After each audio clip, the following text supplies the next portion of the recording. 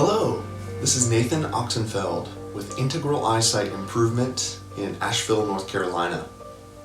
And today I'm going to be sharing my morning routine with you and inviting you to join me for a short little relaxation practice. Having a morning routine has been extremely important for me personally, originally to get my eyesight back using the Bates method and natural vision improvement. And now at this point, since I don't need it as much since my vision is normalized, I've maintained a morning routine of breath work and meditation that has really enhanced my life in other ways as well. So we're not going to necessarily do the Bates method practices today. I'm going to guide you through a little breathing and meditation, but you could certainly implement your Bates method practice in your morning routine, or you could start with this and then go into a short vision practice. So I want to keep this fairly short and actually just get into the routine together. But I do want to speak very briefly about the morning routine and why it's important. There's two words here, morning and routine. So we do this first thing in the morning, and it's a routine, which means that it's a ritual. It's something that we do every single day, if possible. And more studies are showing that what we do with the first 10, 20, 30, 40 minutes of our day can have a profound impact on the rest of the entire day and night. What you do in the morning sets the tone, it sets you in tune for the rest of the day and sets the intention and can really have an impact in your life. And we know that one ingredient that makes the Bates method work is consistency. So if your vision is something that you cultivate and care for first thing in the morning every day, that will totally transform your whole vision improvement process. And personally speaking, if I didn't get my vision routine done first thing in the morning, the chances I would get it done later in the day diminished. But like I said, today I'm just going to be sharing my little short condensed little 4 or 5 minute morning meditation routine. If you're interested in more of the specific Bates method practices, I would invite you to check out some of my previous videos, the Bates method 101 videos, like the daily vision routine or the palming or the sunning or the swinging videos to kind of get you started with those practices. But I'm really excited to share my personal little morning routine practice with you. And I was already planning on doing this starting last month in December. This was going to be kind of the new topic or the video for the month of January. And then I noticed that the meditation app that I use called Eyesight Timer was starting this 30-day meditation challenge or mindful mornings challenge, where it's a different teacher leading a 10-minute guided meditation every morning for the month of January. And so a week into this, I've heard 7 or 8 different people explain how important it is to have a morning routine and how much it can improve your life. And so I was just like, oh my gosh, this is perfect timing for me to throw my 2 cents into it as well.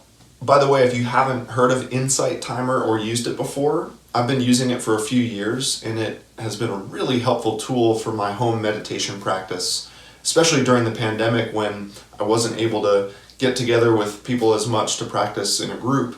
Having these guided meditations or just using the timer function to do a silent meditation can be really, really helpful. And I even have a couple of meditations in the Eyesight Timer directory, and I'll be submitting more in the future. Because, not sure if you knew this or not, but before I became a Bates method teacher, I became a yoga teacher. So I was registered and certified to teach yoga and meditation and breath work. But then I got really invested into the whole vision path and studied the Bates method and really had that be my main teaching for a long time. And so I'm excited today to kind of go back to some of my roots and share some of these really powerful practices with you. Now, I'm a proponent of less is more and being very efficient with my time. And I know some people have very extensive morning routines that can last up to an hour or more. I actually keep mine to under about 5 or 10 minutes. And so I'm going to share the really condensed version with you today. And it's really just got 4 steps. And I'm going to explain these steps briefly, but then we're actually going to go through them together. So step one is some sort of opening. So I prefer to do some chanting, so I'll share that with you today.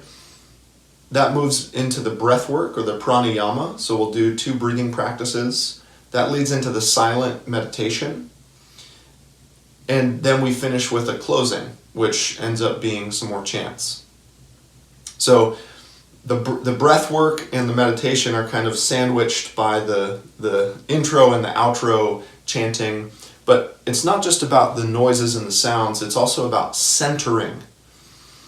So I'm going to invite you to find yourself in a comfortable seated position. I'm sitting on the floor on my meditation cushion, so it actually lifts my hips up above my knees.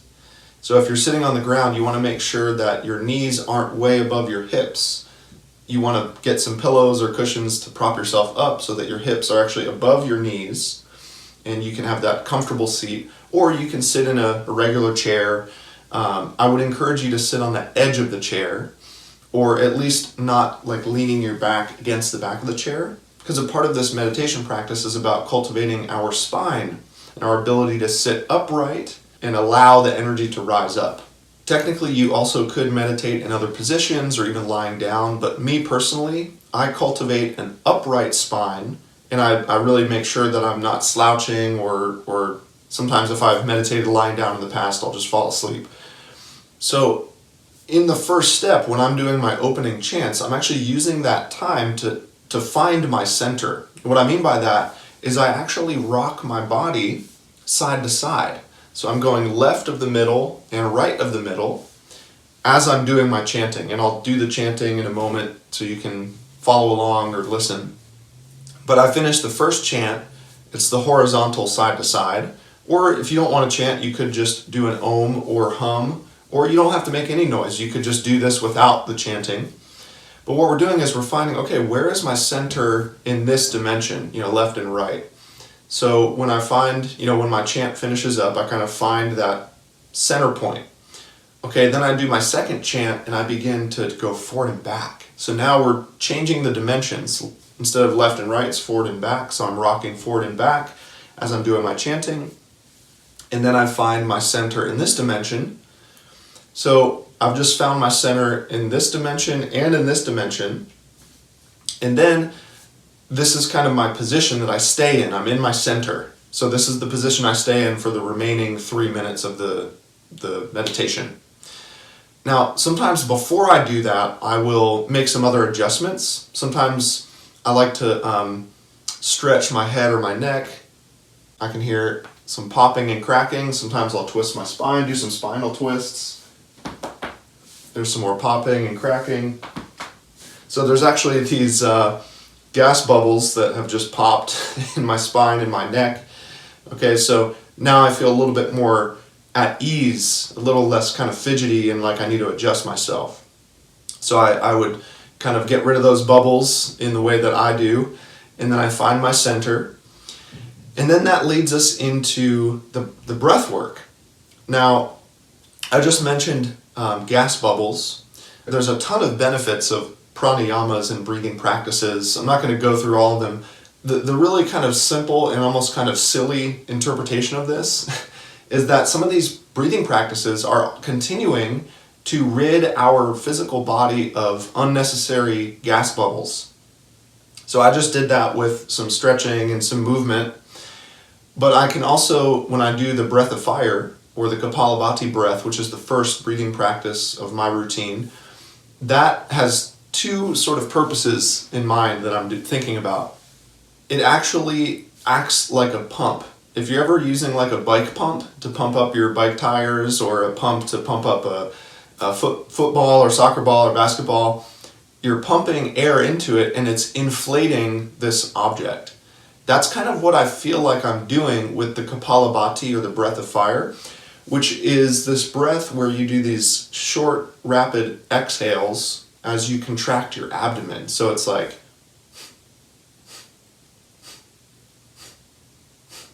so I'm really just letting the air go out of the nose. I'm allowing a little air to come in. I'm not really drawing it in. It comes in automatically.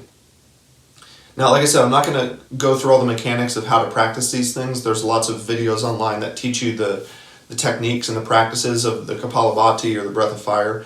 The way that I do it is very subtle and very gentle. So it's not like really loud and like my body shakes. I'm trying to pump up this little subtle pump here. And what am I pumping up? My spine, right? If I'm sitting, sometimes I'll kind of slouch and my spine caves down.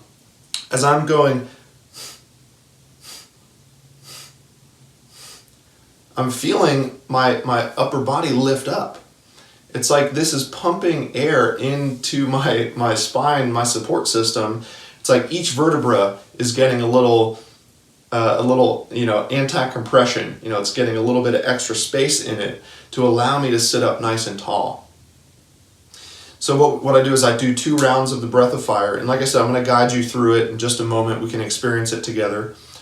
But the other thing that does is that sometimes I actually will expel gas when I'm doing the breath of fire. You're moving your abdomen, right? So if this is a morning routine, you've just been sleeping all night, maybe you've been digesting dinner, maybe there's some gas in your digestive system.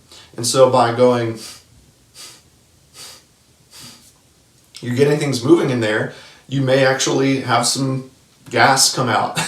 And I remember a Qigong teacher told me one time that if we're like burping or farting in a class, that's actually a really good thing. It's like the energy is moving, we're getting the waste out, right? So don't feel like if that happens, you're doing something wrong. It's actually one of the benefits of this. So that's sort of more of the energizing, moving breath. That leads us into the alternate nostril breath, or Nadi Shodanam or Nadi Suddhi. This is where you take your thumb to block your right nostril as you exhale left, inhale left. Then you switch. You take your ring finger to block your left nostril, exhale right. Inhale right. Then you switch, exhale left, inhale left. So it's alternate nostril. We're breathing out and in one side, switching out and in the other side.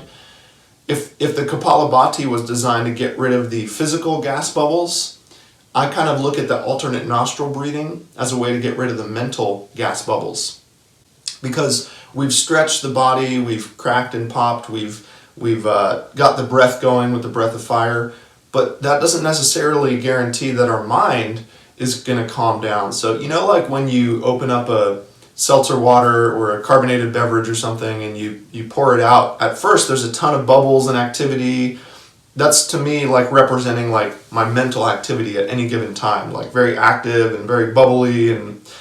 And when I'm doing this alternate nostril breathing thing, it's almost like the longer you let that carbonated beverage set out, it gets less and less bubbly, less and less volatile. And that's kind of what's happening in my mind. As I do this, I'm kind of slowing things down. The mind is calming, and you know how we found our physical center by moving the body forward and back, side to side. This is finding kind of more of our mental center. Finding the balance between the left and the right brain hemispheres, the left and the right nostrils, the left and the right halves of the body. So that, to me, is a really calming, centering, grounding breath. And then that leads right into the silent meditation, step 3. And once again, I'm not going to give you a ton of tips or tricks on what to do during that time, other than continuing to pay attention to the breath, not necessarily controlling it like in the Pranayamas, but letting the breath happen on its own, and you're just watching it rise and fall and rise and fall. I used to think about my breath like a linear kind of up and down sort of thing, but then I enjoyed actually starting to think about it as a kind of progression, like a wave that I was following, or even sometimes like an infinity sign. Or maybe you have some sort of mantra that you'd like to repeat while you're sitting there. Sometimes you can even just count the seconds or the heartbeats. But what I can guarantee is that you'll get distracted, you'll lose your focus, you'll lose the moment, but you just become aware of that without beating yourself up about it, and just come on back and come back to the breath. After the 60-second meditation, I will finish it off with the closing chants, and then I always like to end by expressing some gratitude, simply by listing off some things I'm thankful for today.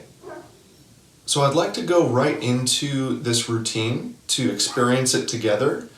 And for future reference, you can always just skip to this part and start here so that we can go right into the experience together without the intro.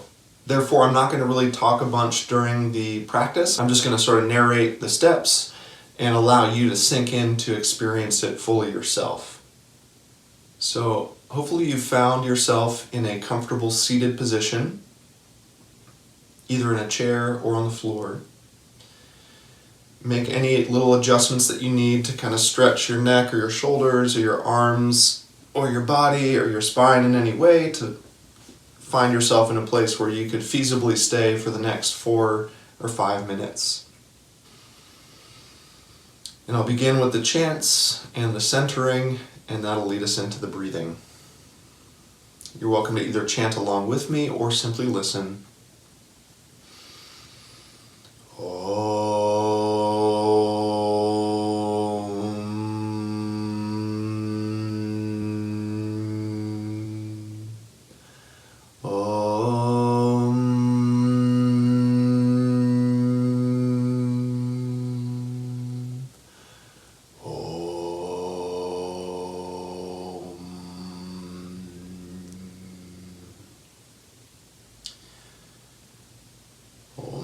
Shivaya Gurave Sachidananda Motaye Nishprapanjaya Shantaya Niralambaya Tejaze Om Shanti Shanti Shanti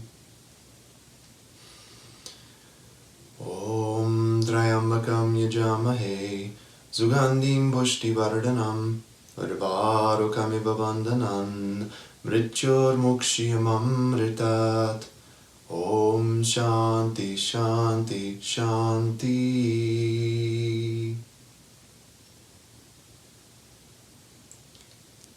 Now that we've chanted and found the center, we will stay still and move into the Kapalabhati, or the breath of fire.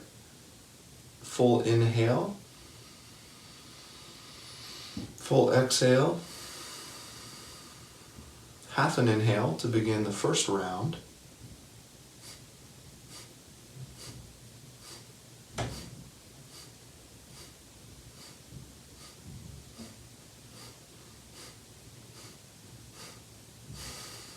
Full exhale, followed by a long, slow, deep inhale with a short pause at the top.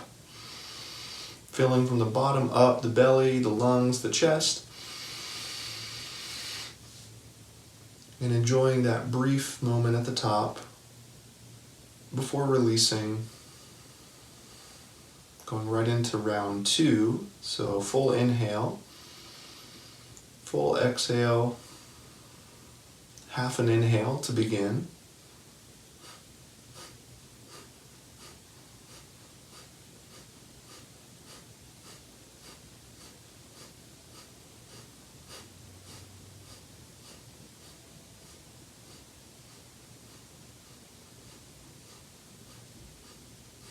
Full exhale, long, slow, deep inhale,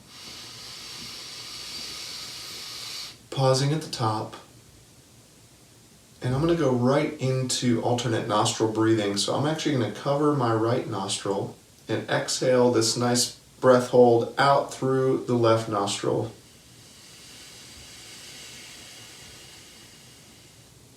Inhale left.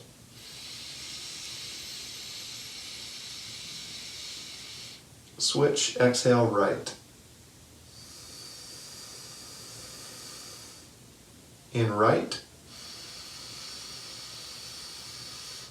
Out left. Continue this pattern on your own. Switching as the breath is held in. Exhaling the other side.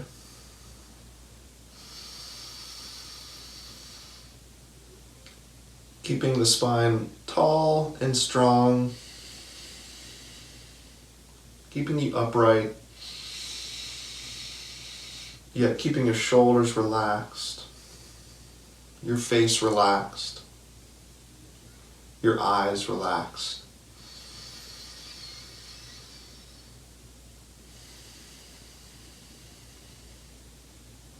This is calming down the mind, preparing it for meditation.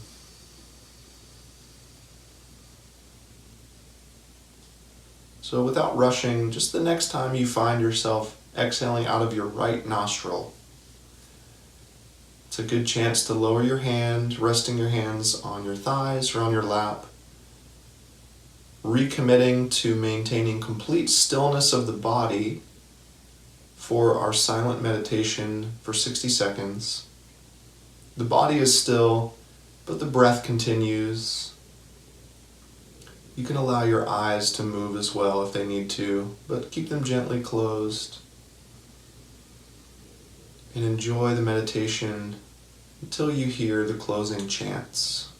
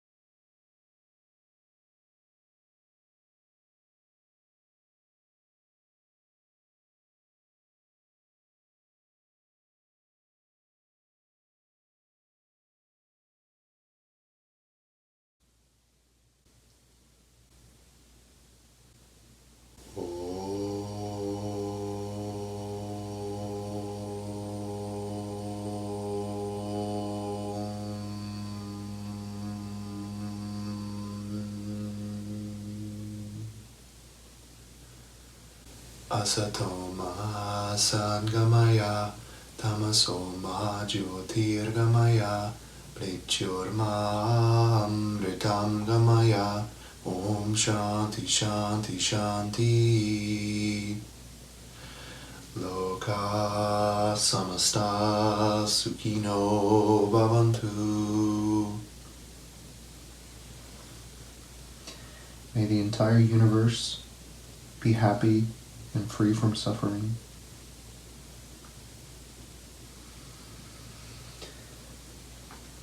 Thank you for this day. Thank you for this meditation. Thank you for this cushion. Thank you for this body. Thank you for these eyes. Thank you for this vision. Thank you for this room. Thank you for this air to breathe. Thank you for this water to drink. Thank you. Namaste.